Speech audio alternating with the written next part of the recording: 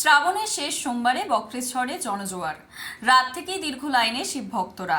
শ্রাবণ মাসের শেষ সোমবার উপলক্ষে ভক্তদের ঢলে একেবারে জমজমাট বীরভূমের ঐতিহ্যবাহী বক্রেশ্বর শিবক্ষেত্র। বাবা বক্রনাথের মাথায় পবিত্র জল ঢেলে পুজো দেওয়ার উদ্দেশ্যে রাত থেকেই দূর দূরান্ত থেকে অসংখ্য শিবভক্ত এসে ভিড় জমিয়েছেন মন্দির চত্বরে। রাত বাড়ার সঙ্গে সঙ্গে বাড়তে থাকে ভক্তদের ভিড়। ভোরের আলো ফোটার আগেই মন্দিরের সামনে দীর্ঘ লাইন চোখে পড়ে। হাতে জল ও পুজোর সামগ্রী নিয়ে ঘন্টার পর ঘন্টা অপেক্ষা করে বাবা বক্রনাথের দর্শন এবং জলাভিষেকের জন্য লাইনে দাঁড়িয়ে রয়েছেন পুণ্যার্থীরা।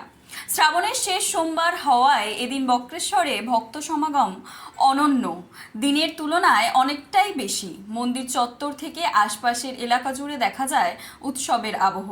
ভক্তদের কণ্ঠে বোল বাম ধ্বনিতে মুখরিত হয়ে ওঠে গোটা শিবক্ষেত্র। বিপুল ভিড়ের কথা মাথায় রেখে পুণ্যার্থীদের নিরাপত্তা ও ভিড় নিয়ন্ত্রণে পুলিশের পক্ষ থেকে বিশেষ নিরাপত্তার ব্যবস্থা করা হয়েছে। মন্দির ও সংলগ্ন এলাকায় পুলিশ কর্মীদের মোতায়েন রাখা হয়েছে এবং ভক্তদের সুশৃঙ্খলভাবে মন্দিরে প্রবেশ ও জলাভিষেক করানোর দিকে নজর রাখা হচ্ছে। শ্রাবণের শেষ সোমবারে মহাদেবের টানে বক্রেশ্বরে মানুষের এই ঢল কার্যত পরিণত হয়েছে জনসমুদ্রে। ভক্তি, আস্থা আর পুণ্যার্থীদের সমাগমে সকাল থেকেই অন্যরকম আবহ তৈরি হয়েছে বীরভূমের বক্রেশ্বর শিবক্ষেত্রে।